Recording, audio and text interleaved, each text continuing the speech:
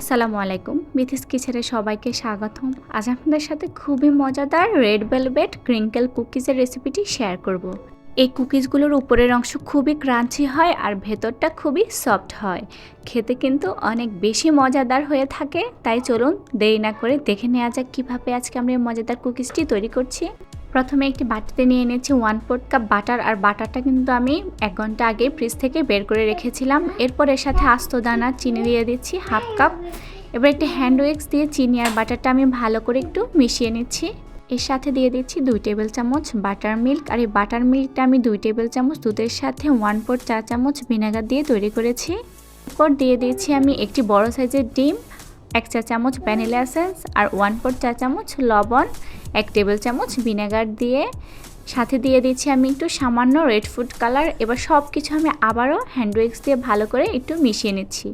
অবশ্যই কিন্তু hand weeks দিয়ে একটু ভালো করে ফেটিয়ে নিতে হবে। এই যে ভালো করে মিশিয়ে নেওয়া হয়েছে। এবার এটি আমি একপাশে সরিয়ে রেখে দিচ্ছি। এবার অন্য একটি বাটিতে একটি স্ট্রেনার দিয়ে তার মধ্যে দিয়ে দিচ্ছি 1.5 কাপ ময়দা। তার সাথে দিয়ে দিচ্ছি 1 টেবিল চামচ কোকো পাউডার, 1/4 চা চামচ বেকিং সোডা দিয়ে দিচ্ছি আর দিয়ে দিচ্ছি 1 চা চামচ বেকিং পাউডার। এবার সমস্ত শুকনো উপকরণ আমি একসাথে ভালো করে চেলে নিচ্ছি। এই যে শুকনো উপকরণটা চেলে নেওয়া হয়েছে। এবার এই শুকনো উপকরণটা একপাশে রেখে দিচ্ছি। এবার আমার প্রথমেই তৈরি করে রাখা সেই লিকুইড মিশ্রণের সাথে আমি অল্প করে শুকনো উপকরণটা অ্যাড করে নিব। একটি স্প্যাচুলা দিয়ে আমি আলতো হাতে শুকনো উপকরণটা ভালোভাবে একটু মিশিয়ে নিচ্ছি। সবগুলো কিন্তু একসাথে শুকনো উপকরণ দেওয়া যাবে না, না হলে দলা পেকে যেতে পারে। আমার কুকিজের ডোটা একদমই রেডি। এবার এই ডোটা ডিপ ফ্রিজে রেখে দিচ্ছি 2 থেকে 3 ঘন্টার জন্য। এই যে 3 ঘন্টা পর আমি ডিপ ফ্রিজ থেকে বের করে নিয়ে এসেছি। এবার কুকিজের জন্য আমার লাগছে 1/3 কাপ গুঁড়া চিনি আর আস্তদানা চিনি লাগছে 3 টেবিল চামচ। এবার সেই ডো থেকে আমি 1 টেবিল চামচ ডো হাতের সাহায্যে একটু গোল গোল করে নিচ্ছি। এবার এই ডোটাকে প্রথমে আমি আস্ত দানা চিনির মধ্যে একটু গড়িয়ে নিচ্ছি। এরপর গুঁড়া চিনির মধ্যে হাতের সাহায্যে চেপে চেপে চিনি লাগিয়ে নিচ্ছি। এতে করে উপরটা অনেক সুন্দর ক্রিঙ্কেল হবে।